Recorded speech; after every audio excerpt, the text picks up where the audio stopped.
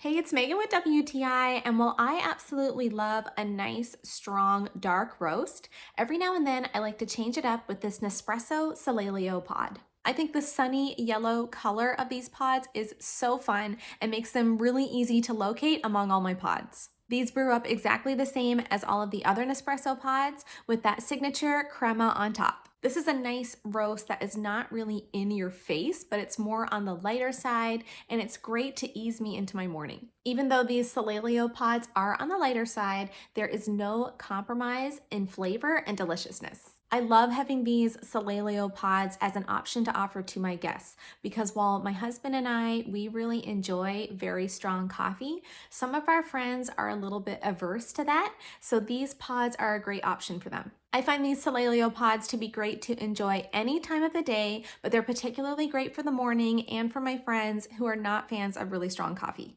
But that's just my point of view.